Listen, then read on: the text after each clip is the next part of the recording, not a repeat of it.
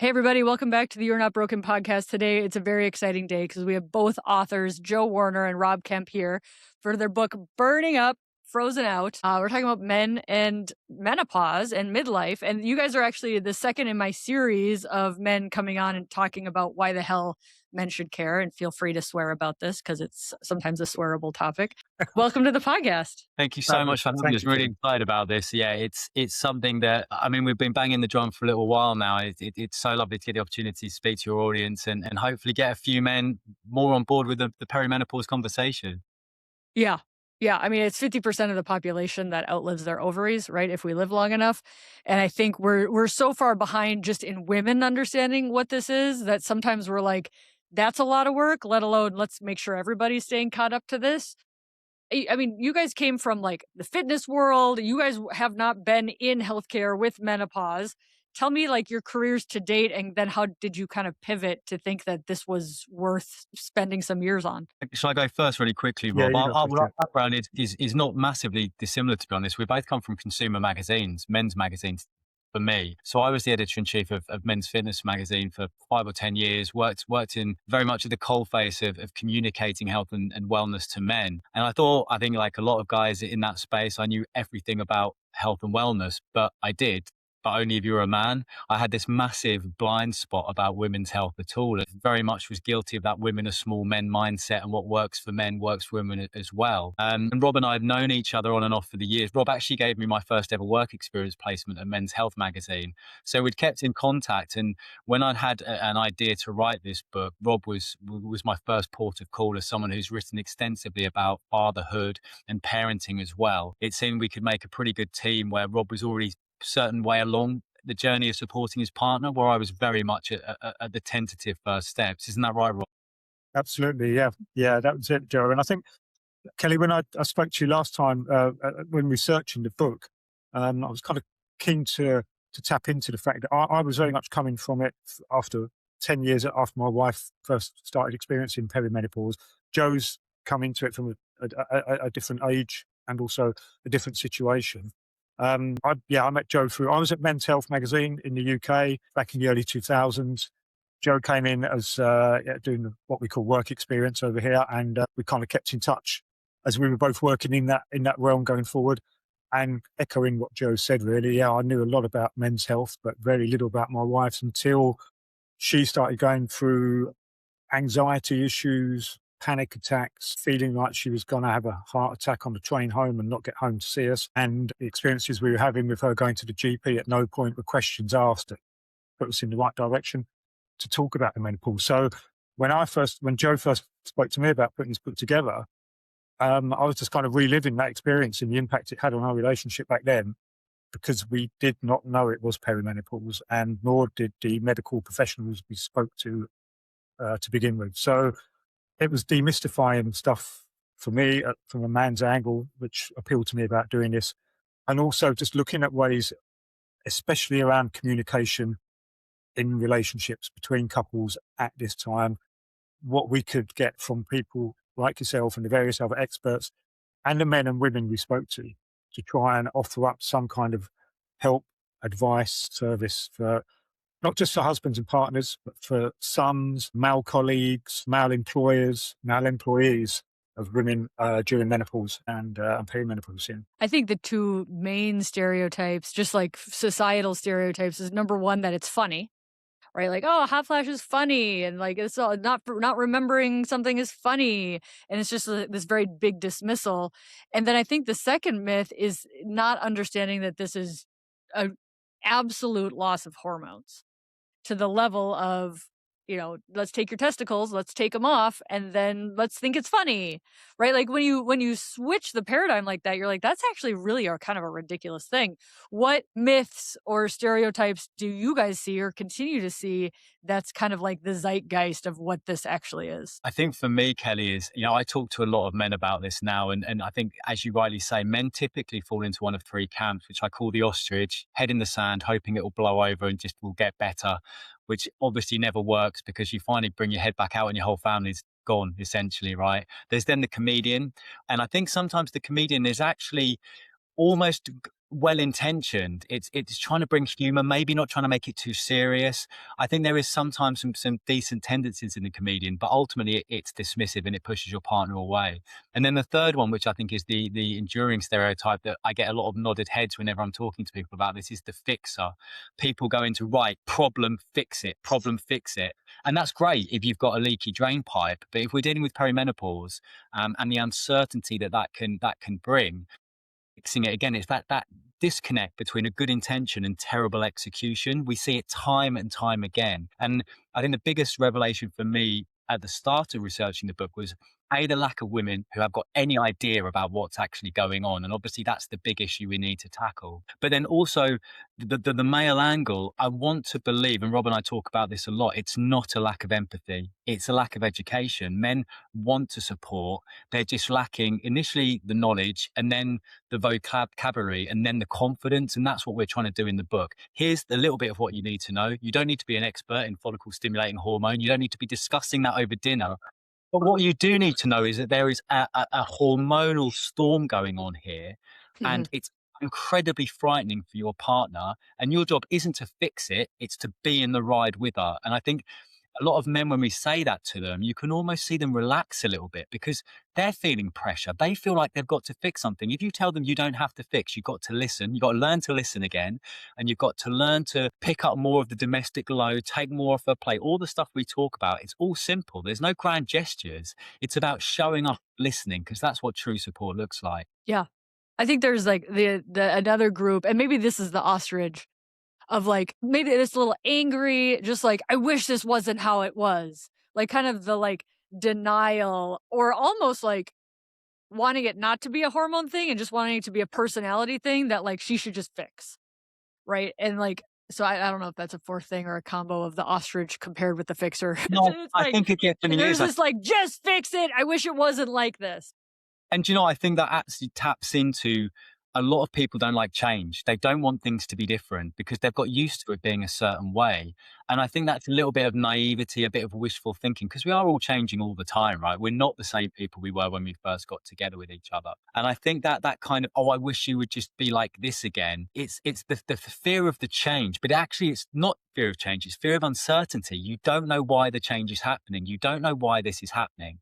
And I think that's where the knowledge is so important, Kay, because if you understand a little bit of the mechanism of what's going on, it's not so scary. You can name what's happening. You can talk about what's happening. And suddenly that change becomes something you can embrace instead of running away from. Yeah, we also tried to emphasize the element of what's going on in men's lives in midlife, particularly from the hormonal point of view, but also because you're in a relationship where quite often this thing starts to strike when maybe your children are going to be maybe leaving home and your parents are getting older and a little more frailer, and there's so many things going on within your life, and you are maybe at kind of the peak of your career and that for both the men and women in that relationship. Quite often this can get almost put on the back burner. It's like, okay, we've got so many other things going on, we're just going to accept this instead of taking that opportunity to actually talk things through. And that did come across a lot. We spoke to a couple of relationships experts in particular, and they said, I'll have men come in here and say to me, she's not the woman I married. They'll say, well, you're not the guy she married. Things have changed for you as well. And it's up to you two guys to kind of find your way through. Yeah, that's how it came across with a lot of the research and interviews as well. I think it is that perfect storm, isn't it, of when perimenopause hits, it is everything else is going on. And so many couples I spoke to sort of gave the impression of we're less a romantic couple, we're the joint CEOs of a logistics company. It's about Yeah, right. who's doing that. And Totally. we're the CEO of a failing company, or the CEO of like, we've got massive net worth, we've got a big company, right? Like no matter what the stage of the company is in, it's a problem. absolutely. And Yeah. we're so used to sort of the other person being around, and we take them for granted. Well, it's tough, but they won't go anywhere. And the amount of men where the relationship breaks down and they're almost surprised, like, where's They're this come from? clueless. Totally And clueless. I feel bad stereotyping. I always want to at least acknowledge when I stereotype, but by and large, men are very clueless about it. And I think that's why your book's so helpful, is like, you don't have to be clueless about it. at Yeah, this point. absolutely. And it is that sense of shock because they're not paying attention to the small things. And I think that disconnect that can build, and the fundamental issue I think here is the woman's experience and the man's perception are sometimes so disaligned because, and I'm not making excuses for men here, Kelly, at all, but some of the symptoms are very, very hard for us to get our head around. They're hard for anyone to get their head around if you're not experiencing. I always think about, the burning mouth or the insects crawling under the skin. I think that's where some of the dismissiveness and jokiness comes from. Like, it can't be that bad. It can't be that bad because we're not Right, yeah, and experiencing. that's not really happening because there's no insects on your skin, right? So it's like this Yeah. dismissal of When we something. Yeah. downplay, dismiss, and then actually that, we really do. We don't go too deep into the hormones in the book. It's really a top line of what men need to know. But the key point is you don't have to understand what's going on. You just have to believe what's going on. And once you make that adjustment to just believing that it's happening, a lot of that sort of everyday relationship friction can sort of dissipate because she Mhm. feels believed. You're being more supportive simply by believing. And I think that's a really important first step is just not minimizing the experience and just being there and believing what's happening. Yeah, I think it's very interesting. I was talking to somebody else about women, whether they choose to have children or not, have that experience of like, this is different than what it was before. Same with breastfeeding. Like, women have chunks of change in their life that men don't experience. And perimenopause and menopause is yet another one of them. But they're like, oh yeah, well, I was pregnant and then I wasn't, and I was breastfeeding and then I wasn't, and now I'm perimenopause and before I wasn't. Like, women are very like, just by development of our bodies, we have these chunks of experience, right? And I think that's where men tend to like dig in of like, I don't like change. I want everything to stay the same. And women are like, but it doesn't because I had twins and then I didn't and then I wasn't pregnant. Women are almost more like fluid with this happening because we've already had really radical changes in our bodies and in our life, Yeah. whereas men never have experienced any of that. And And I so think but it's once again where they're like, let's stay the exact same the way we've always been. I think caught up in that as well is with the other life experiences you've mentioned, typically take pregnancy, you are following a very strict ordered pace of what happens. You know what to expect. You know what's coming next. And then obviously perimenopause, where, 1 billion women are now going through perimenopause or menopause globally. Every single one of those is having a completely unique experience. So when men say to me, okay, well, she's in perimenopause, what happens next? And they've got a pen and they've got a paper. Like, so when are the hot flushes going to come? And when will the night sweats happen? It's like, does not work like that. They can be really bad. They can disappear. It can go. There is no roadmap here. And I think that's where a lot of women struggle to recognize perimenopause in themselves initially, and where a lot of partners fall by the wayside because they want to fix, or at least they want to know what's happening. And it's like, sorry guys, anything could happen day to day. You've just got to buckle up and be there essentially. Yeah. Let's talk about the ostriches for a second. So, like, I think a lot of women are like, I'd like the dude who would want to come to the doctor's appointment with me, like an extra brain, extra set of ears. Like, this is great. What about the guy who's like, just deal with it, come back when you're better? Like, my mom didn't suffer. My mom didn't complain. Right, like, let's talk about the ostrich dude, because I think a lot of women, and the word they don't have the word for it, but it's like stonewalling of me of like, I'm telling you something's going on and it is not being received. So how do we talk to the ostriches or have women who are maybe living with an ostrich? Do you want to pick this one up, Rob? I mean, it kind of reminds me a little bit of the situation that I was in, more because of my ignorance, I think. And it was very much, you kind of touched on it a little bit there, in the fact that I kind of thought about, well, my mum went through the menopause and it was just the change, they called it back then. And she had some kind of stereotypical, more common symptoms of hot flushes, this kind of thing. Whereas my wife didn't have that. We didn't know that's what she was going through, anxiety and more psychological things. I mean, as we've been saying all the way through the book, it's very much about having those conversations, getting communication going.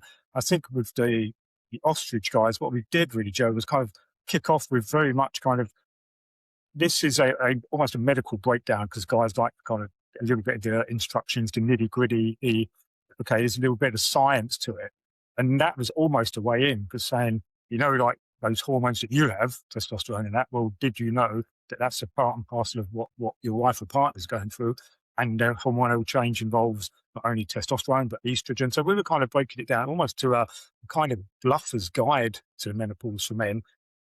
And that was kind of aimed at the ostrich guy, just saying, right, we've got to find a way of at least getting this guy out of sound and pricking his ears up. And sometimes you've got to make it as basis talking about what's happening in the bedroom or what isn't happening in the bedroom, and just I think that go to them where they are, not necessarily being able to say we're dealing with an empathetic, intellectual, intelligent guy who's just on the same level as us, maybe. Yeah, men are coming at it from all different angles.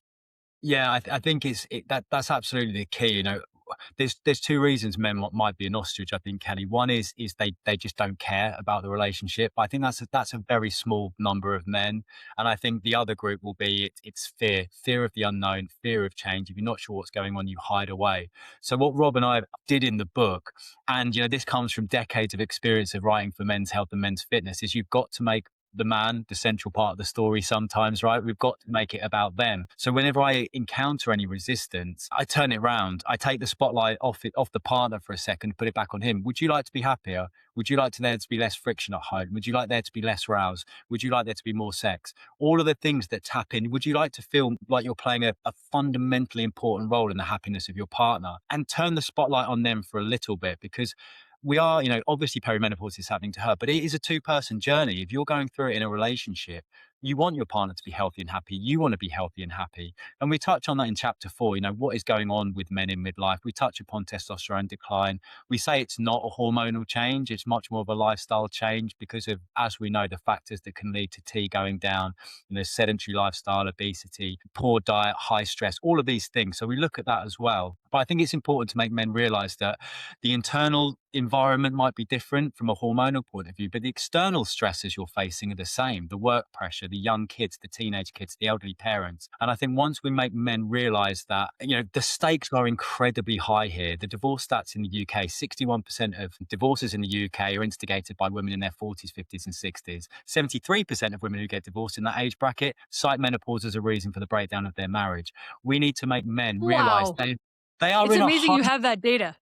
yeah, and it astonishes me. This is why I think men are sort of walking blindly into this. And the way we describe it is perimenopause comes along and it puts women in a high stakes game and no one explains the rules, but it places their male partner in a high stakes game and no one tells them they're playing.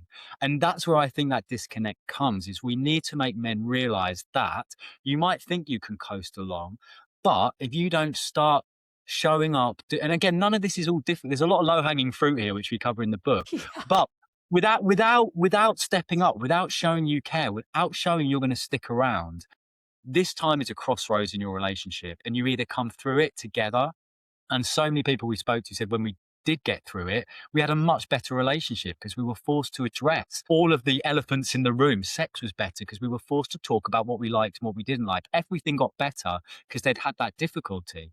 But on the other side of the path is relationships splitting up and people having to rebuild their lives again in their 50s and 60s. And I'm utterly convinced that there is a lot that men can do today. You know, we talk about the doctor going along with your partner to the appointment. We've got, you know, there's data that shows that women in the UK through the NHS get a better response from their GP if a male partner is with them in the room. It shouldn't be like that. We get it, but it I'm is. glad you have the data though. So we've got Because to meet people where they are, right? And this is the low hanging fruit. Go to an appointment, read about hormone replacement therapy, understand what she's going to, believe her. None of this is difficult in isolation. We've just got to start taking those small steps. yeah. I think in the women's ability to endure is profound. And my metaphor is always like, women are the Ferraris. Ferraris require a level of maintenance and care that Hondas don't require. Hondas are trustworthy. You can get a whole bunch of dirt in the engine, like great resale value. But like a Ferrari requires a level of care. And to the point of that metaphor is elevating the woman's because it's so much the woman's dismissed. Like, why is your body so difficult? Why does your body need all these challenges? Why does it have to do all this? It's like, you don't ask a Ferrari why it requires what it requires, right? So I was using my Ferrari metaphor, and then a friend yesterday was like, yeah, but women are also like purebred, thoroughbred horses. And I'm like, tell me about that. Also a highly exquisite machine, right? And she's like, they will carry a burden and run and keep going until they die. Right. And I think that that's where the perimenopause and menopause is like your threshold when your body is going through something that's straining, and the inflammation and the fatigue of like you have much less bricks on your backpack or in your backpack that you can carry. And then you're like, hold on, I've got all these bricks in this backpack. Like it is where like it's almost this like you need to carry some of the bricks because I was just going to carry them all until I died, but now I have this thing where I'm like, damn, this is heavy. Yeah. Absolutely. And we do talk about domestic duties a lot, and especially at the start of the book, because it is one of those areas where men can help out. And we've got some really nice little tools and little games you do as a couple where you can talk about what really bothers you in a no judgment, no explanation way. Because I think it's really hard to ask for help in life generally, I think, these days, but especially in a relationship. You think, the longer you've been together, the easier it is to communicate. But I actually think it gets harder because of all the baggage. You're not just having a chat over the washing machine or the dishwasher. You're having a chat about the previous 15 or 20 years of your relationship, right? Because Yeah. everything's packaged up. So it's really hard to ask for help. And I think women are so good in midlife at putting themselves bottom because everyone else needs care, attention. And as you say, they will keep going until they burn out. And I think what we need to do as men is learn more about what's happening earlier so we can get ahead of the curve. We can get interject before things are going wrong, before communication is breaking down. And that's why I think that knowledge is so important because we see it all the time. Women just, not going to the gym, not exercising because there's washing that needs to be done, there's shopping that needs to be done, whatever it might be. We need to contribute more just on a day-to-day basis because the recurrent theme of when I was speaking to couples about their day-to-day life, which sort of led into intimacy as well, is men kept offering these grand gestures, a weekend in Paris, new lingerie, whatever it might be. And the women were like, I just wanted you to do the laundry. Like, I don't need the grand gestures. I just need to feel seen on a daily basis. And I think that's where I keep coming back to this: good intention, bad execution is where men keep tripping up. Yeah. So many Yeah, times when we were speaking to case study couples we interviewed, and that word load kept coming through. Just if we could just, as guys, just to lift some of the domestic load, the psychological load, just the everyday stuff in life, just to kind of take it on ourselves, just to make that day a little bit easier when things are going particularly bad. And that only really comes about through having the conversations, through kind of talking a lot about how perimenopause is impacting on a daily basis for us to kind of step up and say, you know what, well, I can do that. And that's what we want as both. We want to be able to at least do something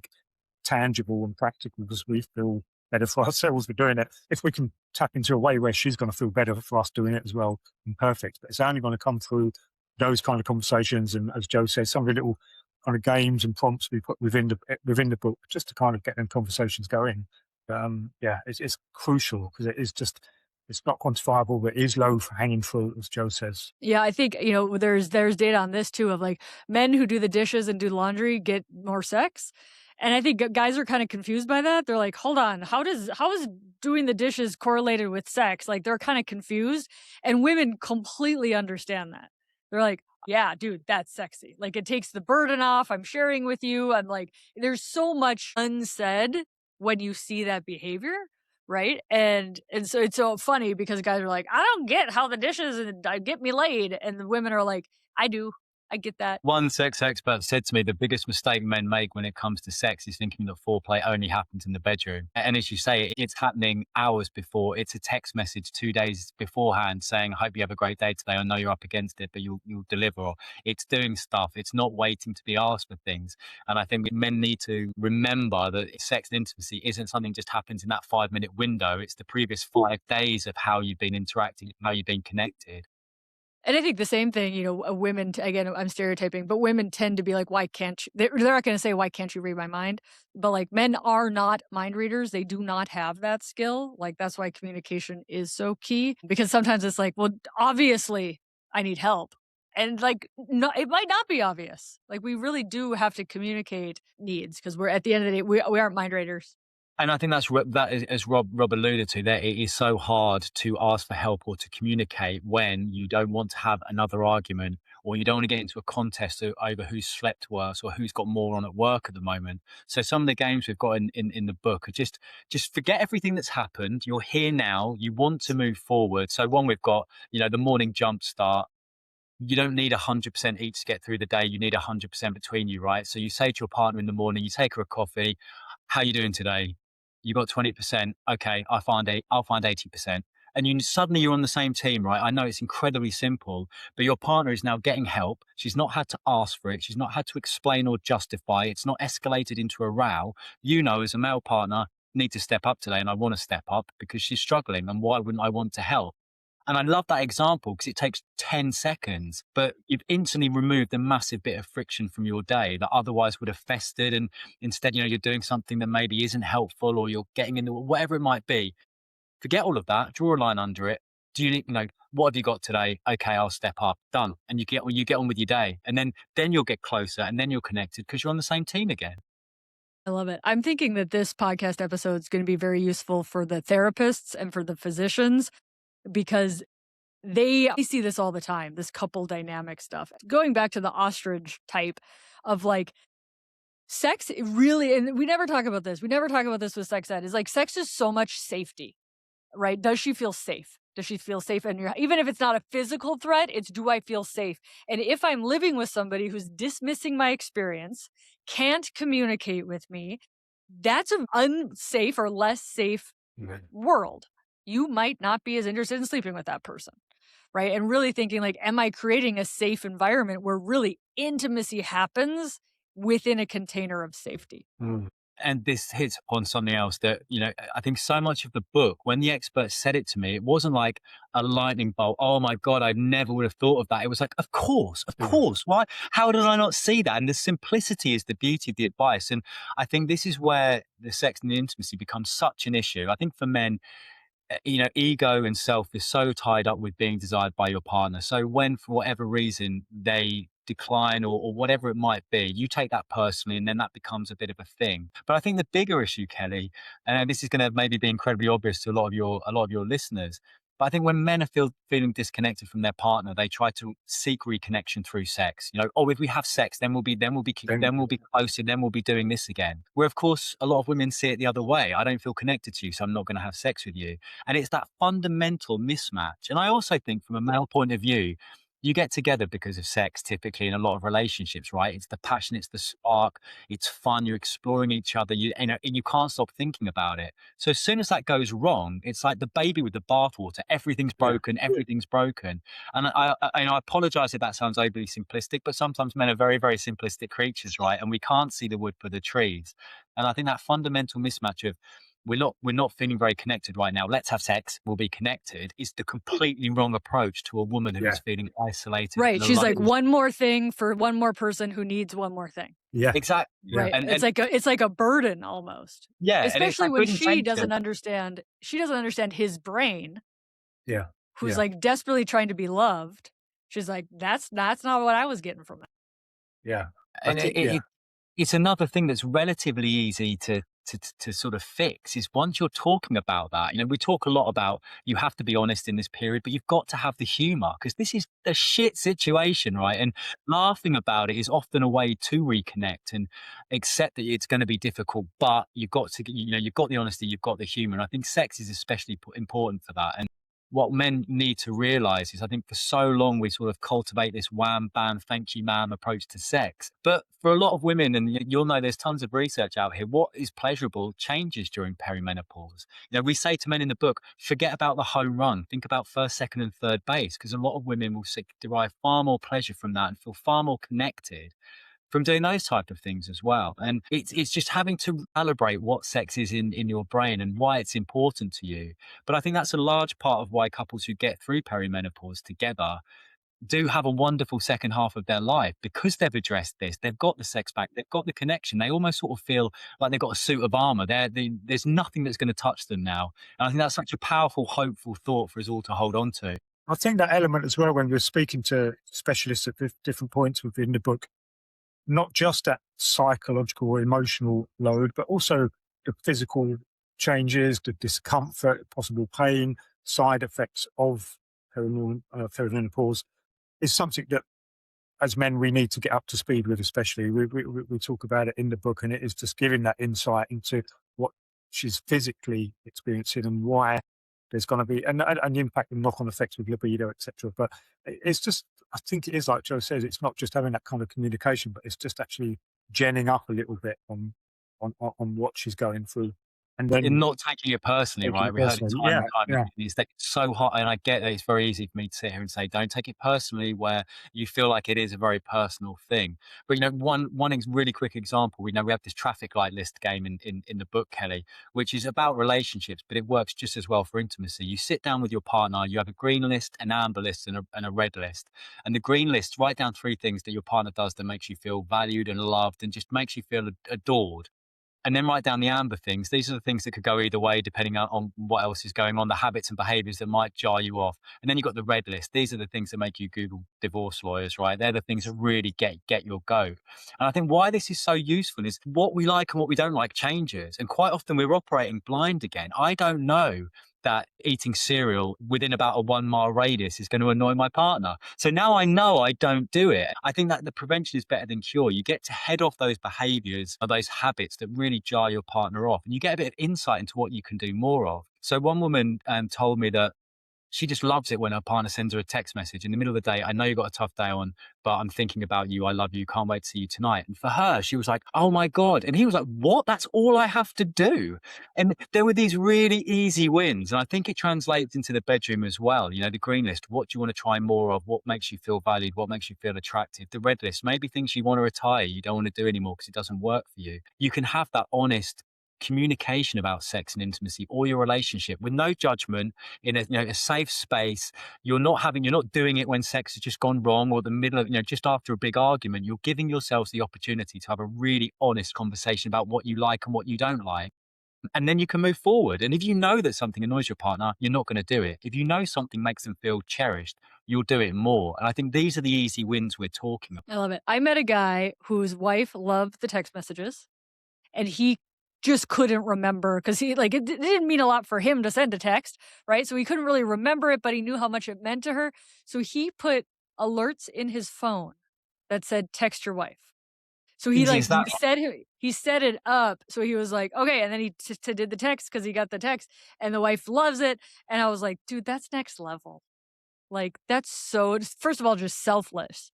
But number two, you couldn't just remember that. So you made something in your day to kind of push you to be like, oh yeah. And he's like, it takes a minute. Like, Yeah. this is not a lot of work. I just couldn't remember to do it. So I had to put it in my phone to text my wife. And he's like, it's awesome. Everybody's happy. And I'm like, dude, good job.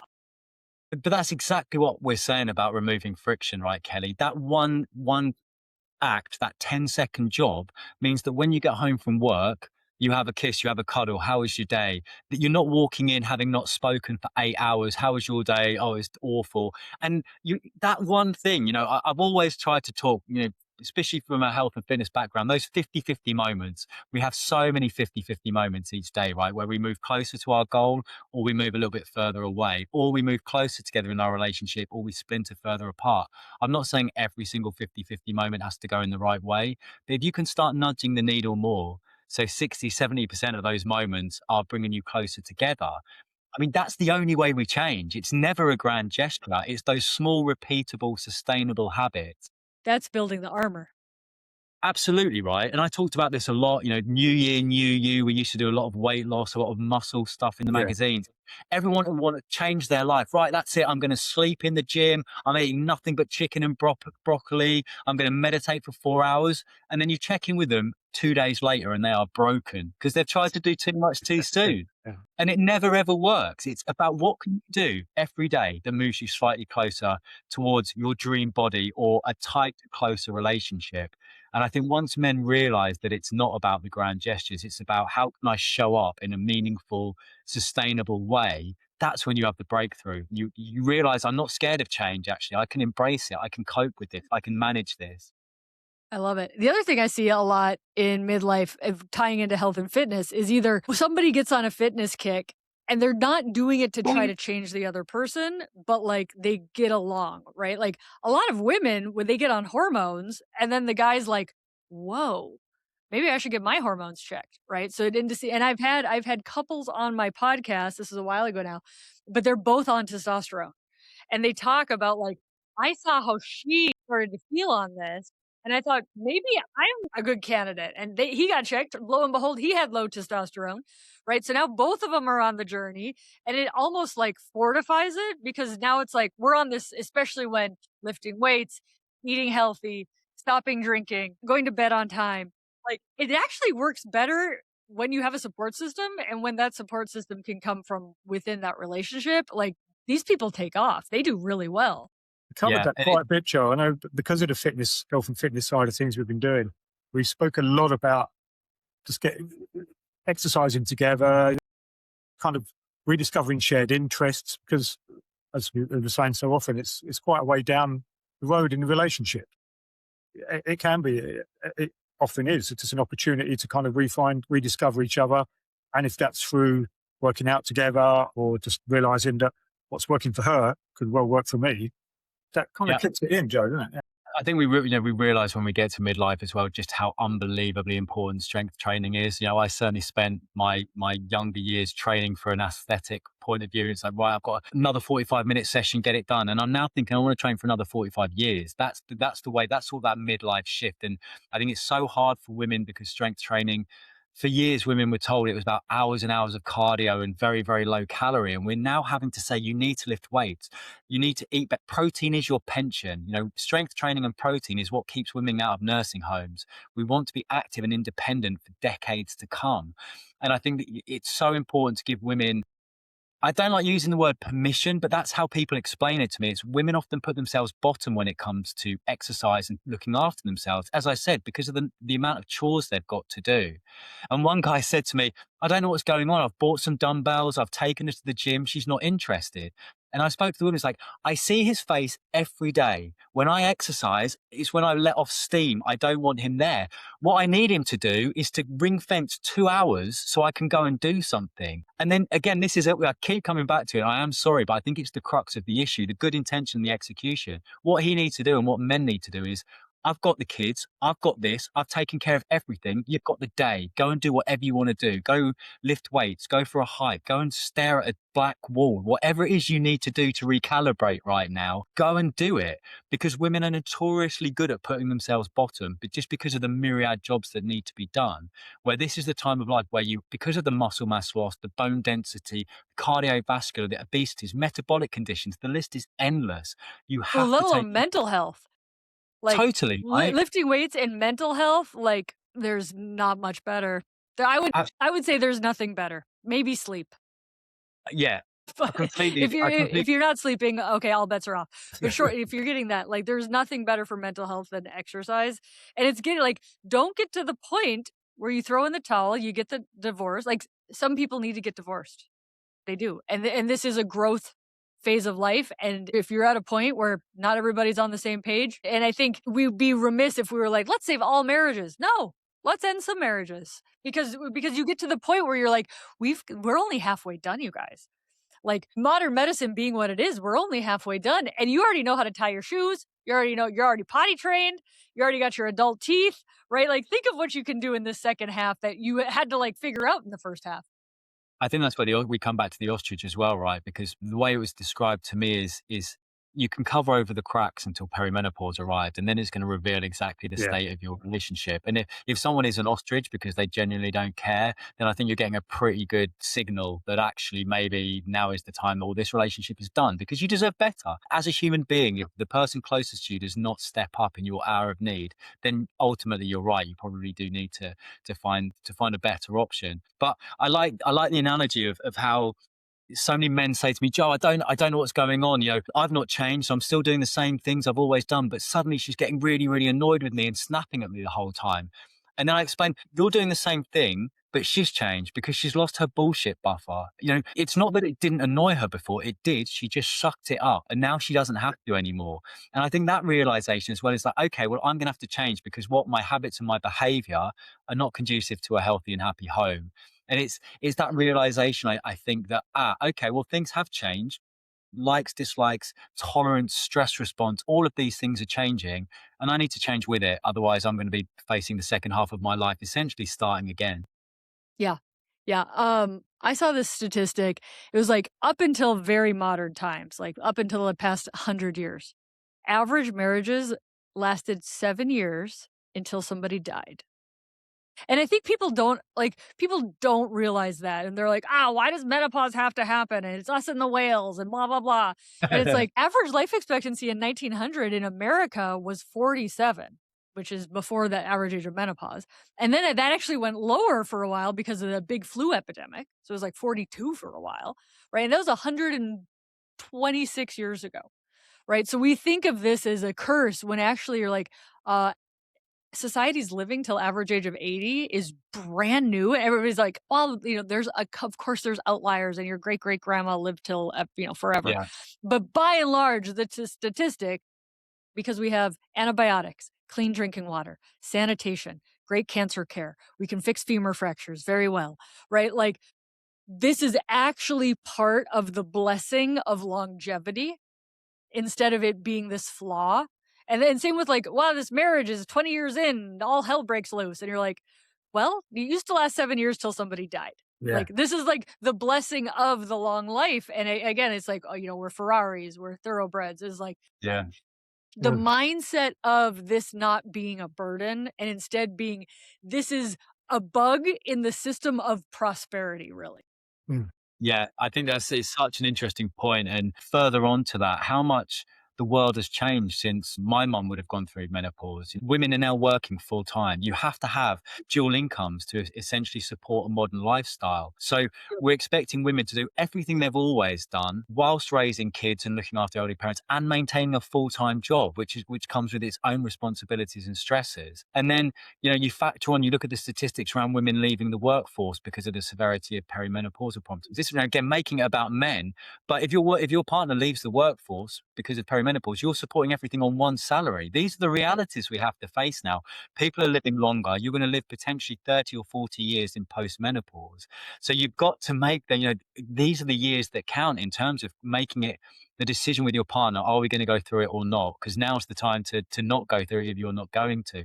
Now's the time to strength train, eat better, all these other things, because it's like your pension. You are laying down the foundations, and we're expecting women to do so much in a completely new social environment of work and all the other stuff that comes with it. I think it's so worth reinforcing that this more than ever has to be a team effort. We're not operating in individual silos anymore, whether it's pregnancy or parenting or whatever. It has to be more of a joint effort across the board. I think it Yeah. reminds me of that Japanese adage about it being a second spring, is it? It's just how they view the menopause, that term they use. For so many couples, there's going to be a lot of women who are just going to turn around, you know what, 20 years of shit sex, and this is just kind of, and now it's all come to a head with this, and I've got another 40, 50 years ahead of me, I'm going to go and Yeah. I'm going to look out. So yeah, it Yeah. can, It's an awakening. Yeah, totally. And I think it's still so loaded in the West in terms of, people describe to me as this terminal decline, the start of an endless winter. It's Isn't so that much awful? negativity is still caught Yeah. up and outdated stereotypes. And we just need to reframe it as that second spring, that opportunity to reassess what's important, what do we want. And a woman's got to make those decisions by herself, but I think with a partner as well. But this is the opportunity to reassess what's important. It might be you going your different ways, but you're doing it for the right reasons at the right time. It's not a case of it suddenly blows up and the guy's got no idea what's happened.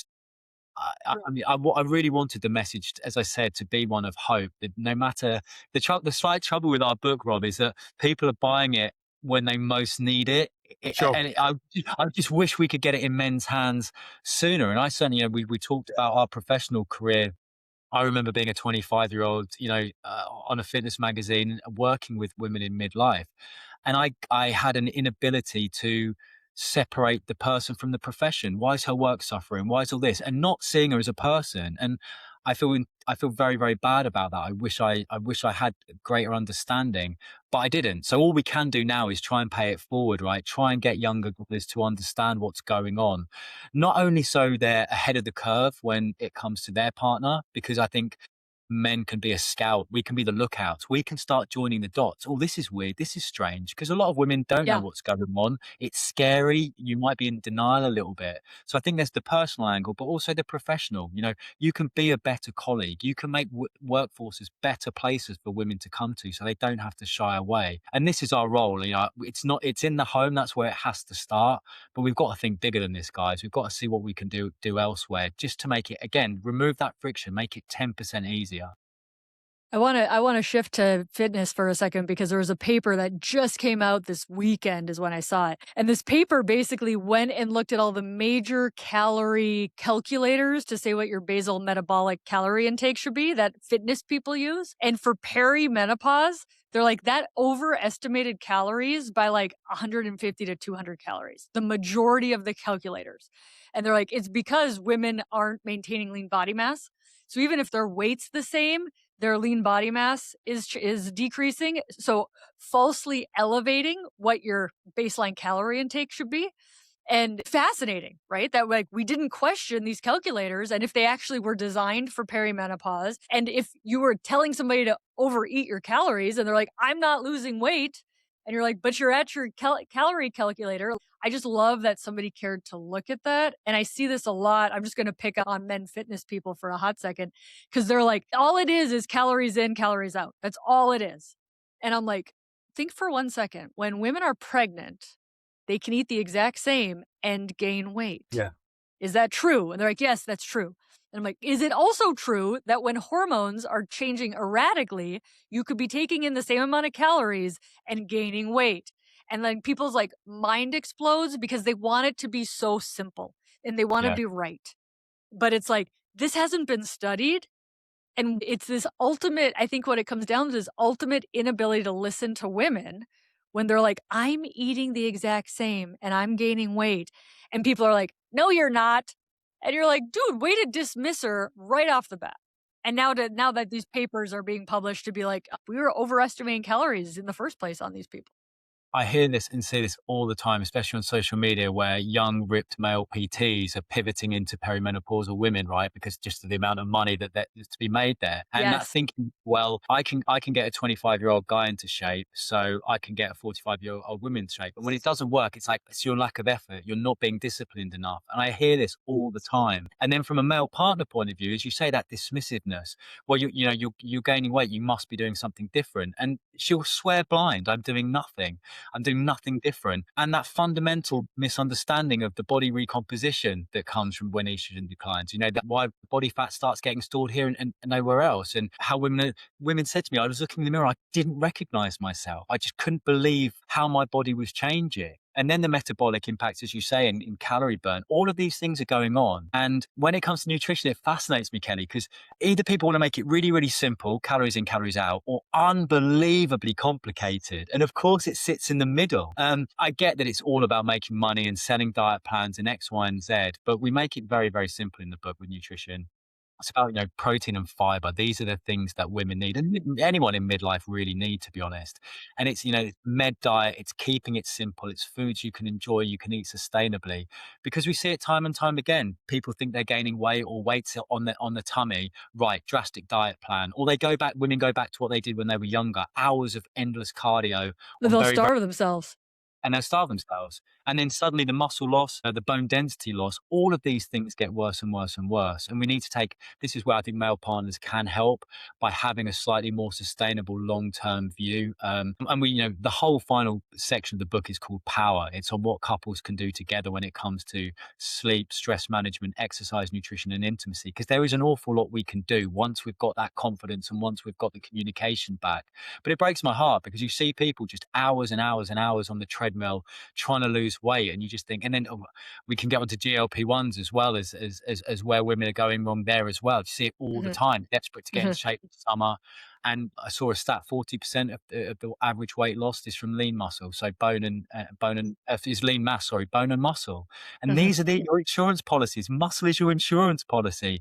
But we're seeing a lot of women chase these short-term weight loss drugs because they want to look a certain way, and they're sort of mortgaging the future for now. And I don't think it's I don't think it's done with informed consent. I don't think they're aware of what's going on, and that's something we do talk about very, very quickly in the book. Is if Uh, you are going to take these drugs, be aware what is actually going on. You're not just losing body fat. yeah, and these drugs are highly powerful. They work, right? Like just look at Hollywood, right? These we're starving people easily, more easily now. But these drugs require protein intake. They require lifting weights. They require checking either an in-body scan or something that can tell you lean body mass. And certainly our medical system's not set up for that kind of check-in, right? And so, especially if you prescribe these meds and then you don't see people for a long time, a new abstract came out in the orthopedic literature that people over 65 on GLP-1s have a higher rate of osteoporosis now. And you're like, yeah, because we just starved them. Like we succeeded in frailty, right? But Yeah, we're trading one problem for another problem, and I would argue a hip fracture is a disaster. These drugs are powerful. They do help people feel more like themselves, but they are one tool within a platform to get the body strong instead of to get the body weak. Because man, like you said, when you're 78, starting then to get strong, it can be done. There is no too old, but if you can start when you're 48, it's a lot better. and Absolutely. the drum that I'm always banging is if you want to get into shape, if you want to lose weight, do it the old fashioned way because of the mental health benefits you mentioned. It's that sense of, I think so many people have that mentality of, I'll be happy when, I'll be happy if, I have the Right. six pack abs or I lose weight. But of course you get there and you're not any happier because that's not That's what they don't actually, know. You're like, talk to the people who got there without doing the mental work on it, then there's something else that they're chasing. Of like, stop absolutely. chasing for the happiness, work on the happiness It's that now. journey. The journey is where it comes from, the happiness, isn't it? And those benefits of, doing a weight session. One woman said to me, I love strength training, never done strength training before, but it's now talking about her deadlift PR. And she said, I just do that and I feel like I can do anything. It's that sort of cloak of invulnerability. I can go out and I can do anything now. I can handle a difficult conversation at work. I can handle my kids. I can handle my husband because I've got that inner resilience, that belief that I can do hard things. And I think we spend so much of our life trying to make life easier, which is great, the advantage of the modern world we live in. But we need some tough stuff. And I'm not talking about perimenopause, I'm talking about stuff we can control, Yeah. weightlifting, a hike, whatever it Yeah. can be, something that makes us feel Strategic. alive. Totally, because it does. That is what resilience is. We talk in the book about stress. We're never going to eradicate stress, but what we can do is build our resilience so that the things that used to bother us don't bother us anymore. That's the holy grail, right? It's the water off a duck's back. No matter what you throw at me, I can handle it. And I think that the sense of empowerment that comes from a hard session or whatever, hike, a bike ride, just being out in nature, I think even that can build it up. You don't have to go and start deadlifting or powerlifting. It can just be getting outside in nature and giving yourself the opportunity to switch off. All of these are the low hanging fruits Rob and I will keep banging on about. I promise you, we're not going to stop. Well, I think you are early, right? Certainly, we don't need all women to understand perimenopause, menopause before we get the men on board, but we're still trying to get women to understand what's happening, but we cannot leave 50% of the population behind. So I think you're early in this. I congratulate you. I thank you for being a resource for people saying, when people say, why aren't men talking about this? I could proudly say they are. They are, and they're publishing books and they're getting on podcasts and they are talking about it, which just helps other people feel more comfortable talking about it. Yeah, and I think that's where Agreed. the confidence comes from as well, Kelly. I think a lot of men know something's going on at home, but until their partner brings it up or they feel confident in saying it, or we even in the book we just say this is how to. These are some options to bring up the conversation. And do you know what? If you get your head snapped off the first 5 times, don't quit because it might take 10 times. And I think that's where we need to remember that it's the long haul. We are not going to fix anything overnight with one conversation. But if we keep showing up and keep showing that we're serious about being supportive, that's when the communication can then begin to be reestablished and you actually make a breakthrough because as you say, so many women need to know a lot, and we can't get all women there before men are. But maybe men can help some of the women understand what's going on. Why can't this work both ways? Because we really are in it together. And I know that's a bit of a cliche, but there's people suffering in silence here that don't need to. The tools are out there, and I think for men having a little bit more confidence, a little bit more knowledge about what's going on, that can open the door. I love it. Yeah, the M Factor documentary, the Perimenopause one that just came out on PBS this year, there were they profiled a men's group, they profiled heterosexual couples, and it's so beautiful to see this, right? And it's so beautiful for the men to be like, I'm so glad it wasn't me. I thought it was me. I thought I was the problem. Turns out it's this completely other thing. That's not her or me. It's this. And now we're a team. And like, it's so beautiful to see it reflected. And that's my hope. Again, personal growth and like, you got to go through the tunnel sometimes to get out on Yeah. the other side. But I think that's so important what you've just said there for men, especially because I think we like to have an enemy. We like to name what we're up against. And when it is against each other, as we know, that's when it unravels. When it is something else, it's hormones. There's someone else in this relationship. Let's band together and see what we can do. Do we need to go down the treatment route straight away? Can we look at other things we can do? How can we communicate better? How can we lighten each other's load? All of this stuff. Right now we know we're against that and we're not against each other. I genuinely believe that's the breakthrough a lot of couples need. That you just need to get out of our heads for a minute to realize what's going on, because we do get a bit tunnel vision. Problem, don't look at it, don't look at it, don't look at it, it might go away. Or I'm going to fix you, I'm going to fix you, I'm going to fix you, which doesn't want to be fixed. Now you've just made it feel like a problem. Let's get on the same team as quickly as possible, and then we can start dealing with what's really going on. I love it. Thank you. Rob, any final words as we close this out? It's just, I mean, as Joe's saying, I think, and as you alluded to there, Kelly, the more of us guys who are talking about it, the easier it's going to be for guys going forward, relationships, couples, etc. We're getting invited into the workplace more. We're talking to more and more guys where they're working with women going through the menopause and just making them aware as well.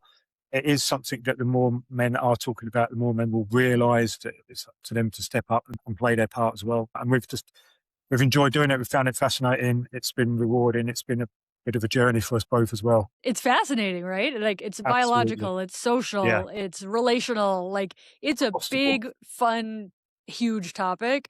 And when you get into it, you're like, wow, this is bigger than I thought it was going to be.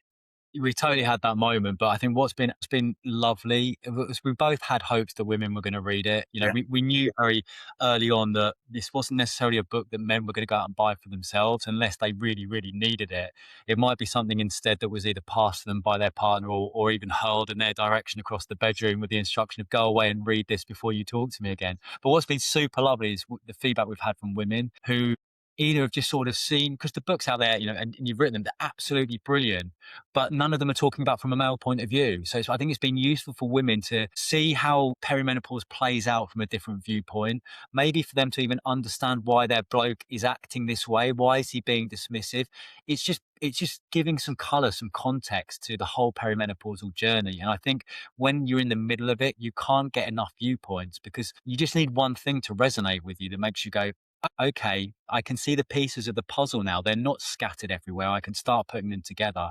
So, you know, and one couple even told me they're reading it together. They're reading a few paragraphs and then using whatever's in there as a jump point to talk about their relationship or what their friends are going through. And that is music to our ears, right? Because when conversations are difficult, anything that makes them a little bit easier is an absolute home run. So the fact that couples are using the book as just something to get them chatting, something to get them out of their heads is just music to our ears. I love it. Thank you for taking the time to be on a podcast today. Thank you for taking the time to write a book. I know it's no small feat. Thank you very much for being here today. Thanks for having us. It's been an absolute pleasure. Thank you, Kelly. Thank you.